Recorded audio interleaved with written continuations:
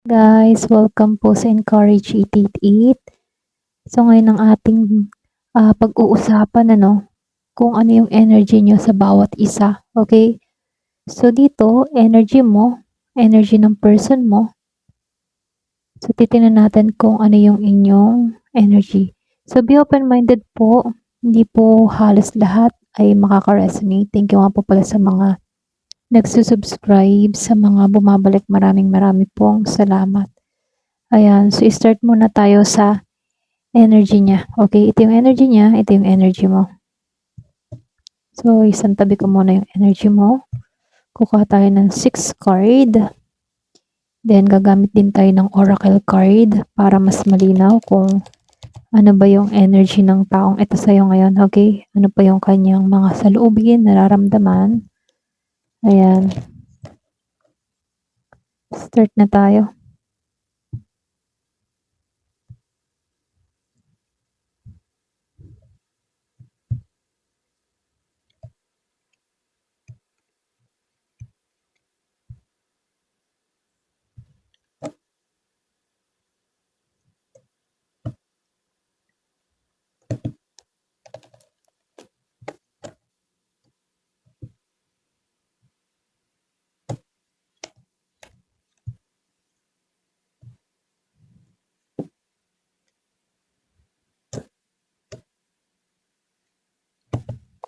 Tingnan natin din kung ano yung situation niya.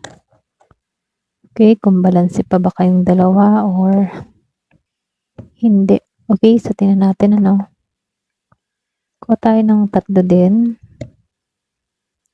At yung advice para sa'yo. So, pick up na lang ako ng isa.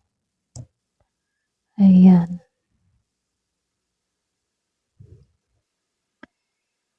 Practice ng judgment. Confusion.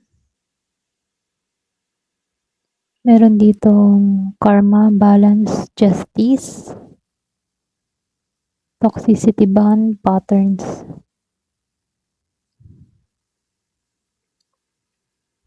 So, meron ka ditong the sun, the albatross. Okay, albatross. At itong the star. Ayan. So, yung tarot naman niya, 4 of Pentacles. Merong the Chariot reverse. 10 of Wands reverse. 7 of Swords upright.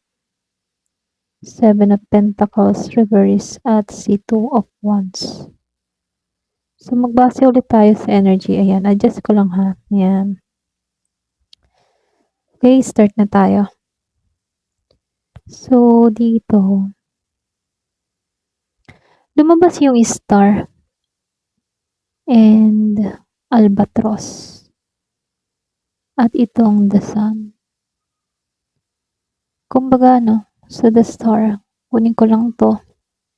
An albatross and the sun. Yan.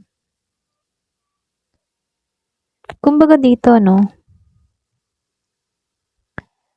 nakikita ko dito yung pag-asa. Pwedeng meron pa rin itong paghanga sa'yo. Okay, sa the star. Para bang nakikita ka ng tao na to na nagbibigay. Para kang yung nagbibigay ng inspirasyon siya sa kanya. Ganon. Parang ikaw yung the star. Ikaw yung mundo niya. Ikaw yung nagbibigay ng sigla sa kanya. Parang inspirasyon ka sa kanya. Ganon. So, nakikitaan ko dito, para ba siyang payapa kapag may isip ka ng tao na to.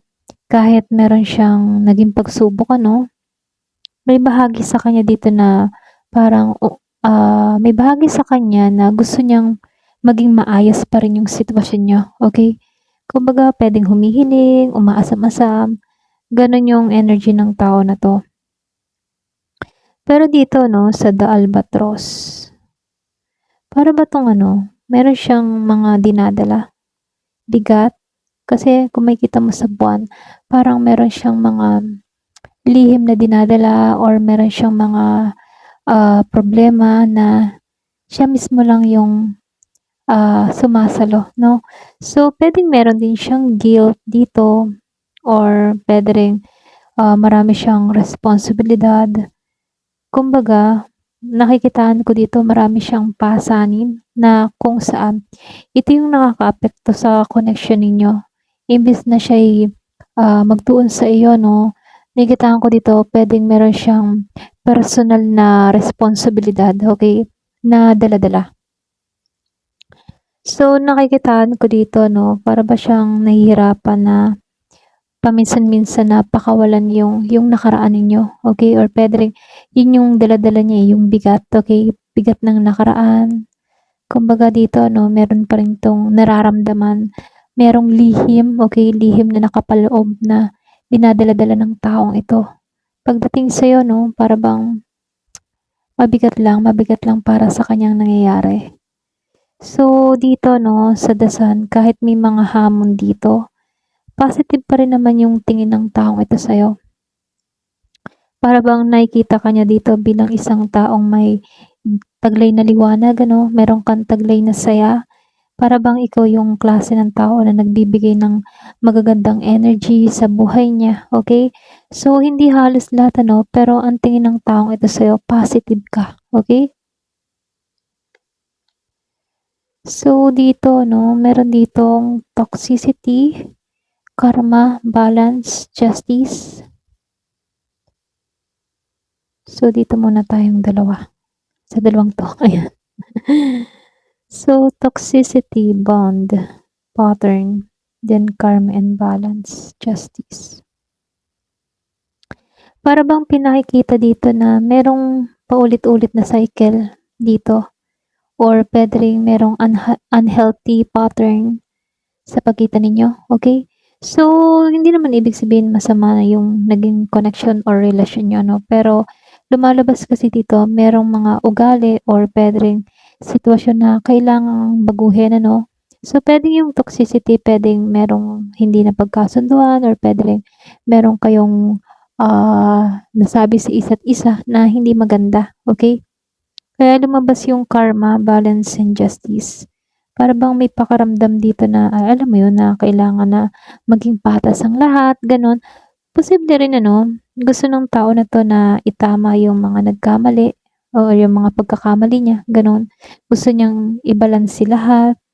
Pero itong tao na 'to, hinihintay niya munang makita yung tamang, direksyon bago siya kumilos ano. Puwedeng meron siyang mga kinakaharap dito sa panahon ngayon, okey? Para bang andito siya sa moment na, bina-balance niya yung kanyang, emosyon, okey? So, dito meron lang akong nakitang confusion. Kumbaga sa confusion, kung makikita mo dito 'no, may shades. Para ba 'tong ano, nalilito. Illusion, confusion, may pagkalito. Nalilito siya sa nararamdaman niya or puwedeng sa sitwasyon ninyo. Maaaring hindi pa malinaw sa kanya kung ano ba talaga yung gusto niyang gawin or may mga inaakala siyang hindi siya sigurado, gano'n. Kumbaga ano, may pagkalito itong taong ito. Para bang ang labo, kung makikita mo naman sa larawan may part dito na malabo, okey? So, ito rin nakikita ko dito, may pagkalito. So, dito 'no, lumabas itong practice ng judgment, acceptance, compassion, understanding, and love. Para bang ito yung advice para sa'yo 'no, or para bang binibigyan 'to ng advice ano. Yung bang mensahe nito, yung yung klase ng iwasan yung panja-judge, alam mo yun? Para bang sinasabi dito na, subukan na iwasan yung manghusga ng kapwa or husgahan ang bawat isa, alam mo yun? So, nakikitaan ko dito, mayroon ditong sinasabihan na iwasan yung agarang panghuhusga. Alam mo yun, mas makakatulong kasi yung, pang-unawa, pagtanggap at mahinahon na pakikitungo kaysa pagpipilit or pag-aakala, okey, or yung bang bibintang gano'n. So, mas kailangan na lang yung may compassion, may pagkakaunawaan at panatilihin yung love, okay? So, ito lang nakikita ko 'no, para bang kung sakali ano na magkakaroon kayo ng pagkakataon, ito na yung pagtibayin niyo, yung understanding, yung love sa bawat isa. Okey, kung kaya pang iayos yung problema, gano'n. So, nakikitaan ko lang din dito 'no, lumabas 'to si Two of Wands. So, dito sa Two of Wands ano, para bang iniisip ng tao na 'to yung mga susunod niyang hakbang. May plano 'to or puwede ring gustong gawin pero pinag-iisipan niyang mabuti, okey? So, nag-iisip 'tong tao na 'to, ito lang yung nakikita ko dito, ayan. So, wait lang, may dumating, ayan. Pasensya na may dumating lang. So, saan na nga ba tayo? Dito kay Seven of Wands. Ay sorry, Seven of Pentacles reverse. At Seven of Swords upright. So, dito 'no, para bang ano 'to, itong person mo may pagkainip siya dito ha, or puwede ring tingin ng taong ito sa'yo, okey? May pagkainip. Para bang naiinip siya sa sitwasyon niya. Hindi niya nakikita yung resulta ng mga inaasahan niya, okey? Maaaring meron siyang frustration dahil parang walang pag-usad na nangyayari or nagaganap dito 'no. May posibilidad din na meron 'tong mga, alam mo yun, mga bagay siyang hindi pa nasasabi sa'yo or puwede ring tinago 'no. So, nakikitaan ko lang dito 'no, hindi siya automatic na, alam mo yun, nangangahulugan na na panlilinlang. Para bang ang ibig sabihin nito 'no, para bang pinili na lang niyang maging pribado or puwede ring imiwas, yan, umiwas sa, alam mo yun, sa direktang pag-uusap ano. Para bang meron kang tao dito or puwede ring tingin ng tao na 'to sa'yo, umiwas siya or puwede ring nagkaiwasan kayo, gano'n. So, may pag-iwas lang na nangyari or naganap sa inyo rito 'no. So, dito 'no, Ten of Wands reverse and the Chariot reverse. Pareho silang naka-reverse dito 'no.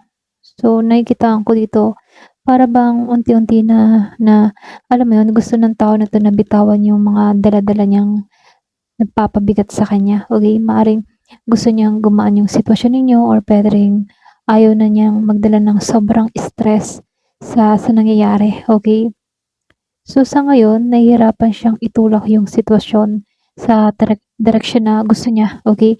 Para bang kulang siya sa control or puwede ring sabihin na or kulang siya sa determinasyon. Ito lang nakikita ko sa The Chariot reverse ano, para bang hindi siya makausad, hindi siya makagawa ng isang hakbang para sa inyo, okey? Hindi siya makapagdesisyon. So, dito 'no, sa Four of Pentacles, mahigpit pa rin yan yung kapit ng taong ito, lalong-lalo na sa connection niyo or sa nararamdaman niya rito 'no. Maaari rin kasing ito'y nagpapahiwatig na para bang nag-iingat siya. Ayaw niyang maging, balisa sa sitwasyon na 'to 'no. May pag-iingat siya na ginagawa, ito lang nakikita ko. So, 'pag titingnan dito 'no, may pag-asa naman kaya lang kumbaga itong person mong ito, para ba siyang ano, para bang yung tingin niya dito ano, may pagkalito or puwede ring nabibigatan 'tong tao na 'to sa emosyon niya pagdating sa'yo, okey? Para bang paulit-ulit na lang yung pattern na kailangan niyang harapin. Gusto niyang protektahan yung sarili niya habang iniisip yung mga susunod niyang hakbang para sa'yo, okey? Kaya puwedeng mabagal 'tong tao na 'to. Hindi malinaw kasi yung kilos niya sa ngayon, may pagkalito. So, tingnan naman natin yung energy mo sa kanya. So, yung energy mo naman ano,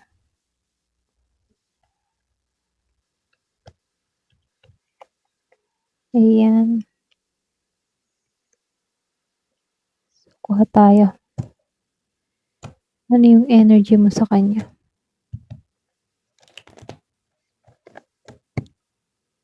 One, two, three.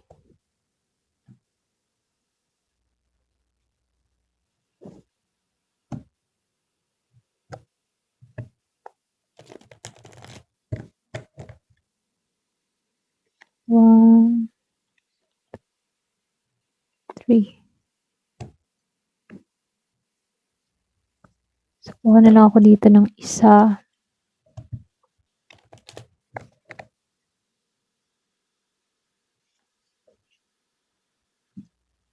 Tapos, 6 rito. Give the message. Ano yung energy mo sa kanya?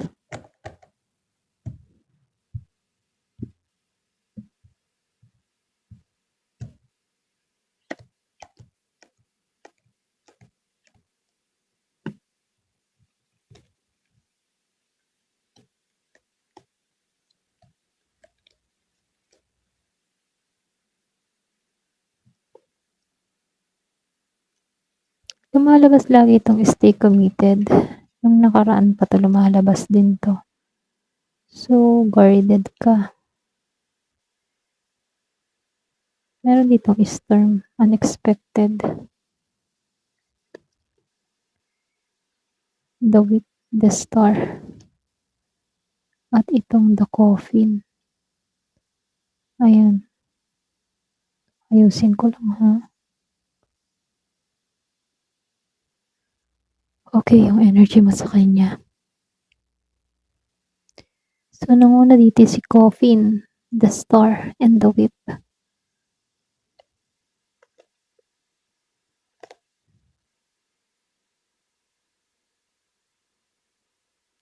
Kumbaga dito, no, sa the Coffin. Yung iba sa inyo, may bahagi sa'yo ha, para bang handa ka nang magtapos or magbago dito, no? May ganun kang mindset. Pwedeng ito rin yung senyales na meron kang pagbitaw sa lumang sakit or sa mga lumang paraan ng pag-iisip, ganon. Para bang gusto mo nang bitawan yun, yung mga lumang nakaraan, ganon. So, para bang nagnanais ka ng pagnanais ng panibagong yugto. So, comment ka kung ganon yung ikaw, okay? Kasi dito sa Coffin, simbolo din to ng bagong simula, okay? Para nagkakaroon ka ng transformation, pagbabago sa iyong sarili. So, dito, no, sa The Star, sa kabila ng pagbabago mo dito, may pag-asa ka pa rin. So, ibig sabihin na nanatili yung paniniwala na para bang merong magandang kahihinatnan, ganun yung iniisip mo, no, kahit anong mangyari, may maganda pa rin kahihinatnan sa akin, ganon. So, ano man yung maging direksyon ng connection ninyo, nakikitaan ko dito na alam mo sa sarili mo na may pagbabago pang mangyayari sa'yo, okay?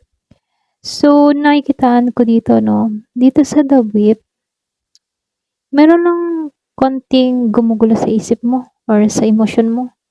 Para bang paulit-ulit na issue. Para bang bumabalik sa isip mo. Okay? Yung iba sa inyo, para bang naguguluhan ka or pwede rin biglang sumasagi sa isip mo yung mga nangyari sa nakaraan. Maaari rin kasi ito yung nagpapakita ng panloob na pakikipaglaban. Para bang kalaban mo yung sarili mong damdamin sa person mo. Ganon. Para bang hindi pa tuloy ang natatapos yung usapin ninyo. Okay? Meron pang emotional attachment sa'yo. Okay? Pagdating sa person mo. So, dito, no, sa storm and guarded. Unexpected and guarded, merong vulnerability. So, parang bang meron ditong biglaan na magbabago sa the storm. Pwedeng maaaring inaasahan mo rin din to, yung pagbabago. Or meron kang pakaramdam na, alam mo yun, na sa anumang oras, maaaring may mangyaring hindi inaasahan. Okay? Kaya dito sa guarded and vulnerable, ayan, pasensya na utol ako, no?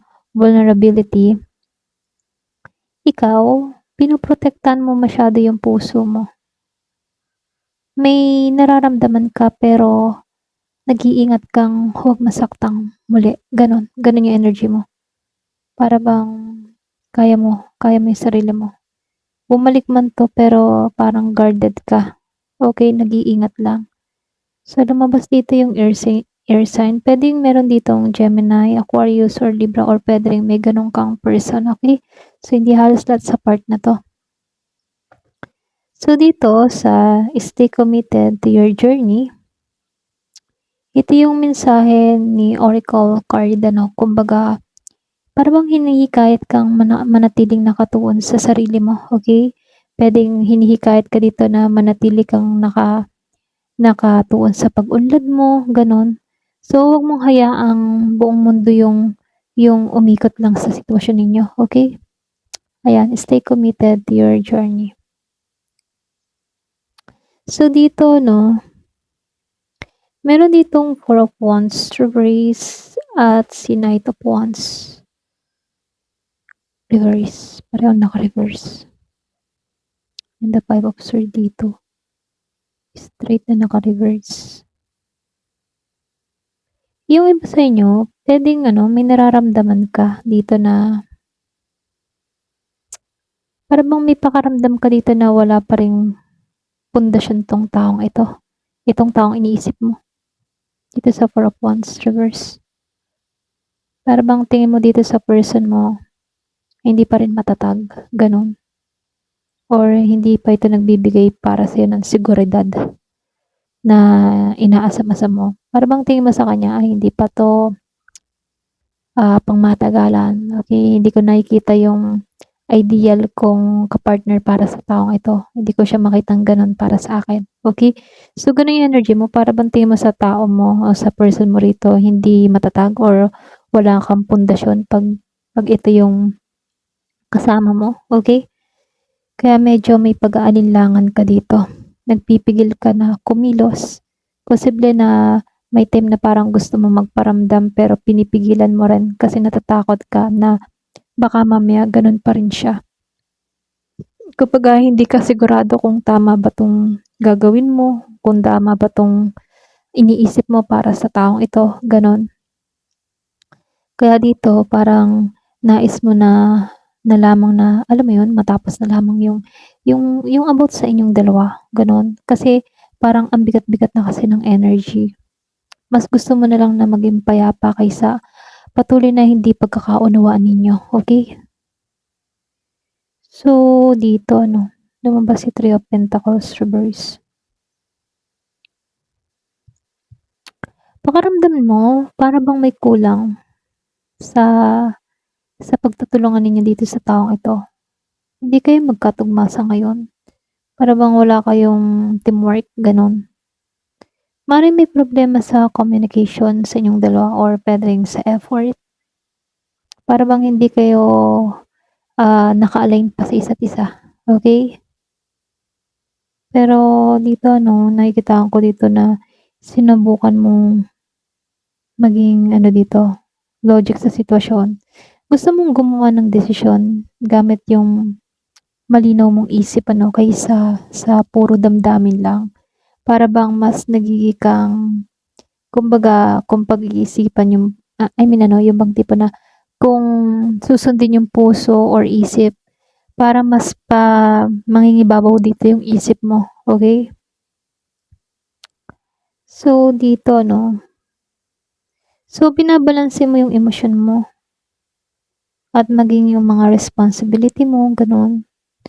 Patuloy mong sinusubukang hanapin yung tamang direksyon dito 'no, yung hindi ka nagmamadali, gano'n. Gano'n yung energy mo. Ayaw mo magmadali. Para bang andito ka sa moment na kung ano 'tong tinatahak ko ngayon, dito muna ako mag-focus, okey? Ito muna yung direksyon na uunahin ko. So, gano'n yung energy mo.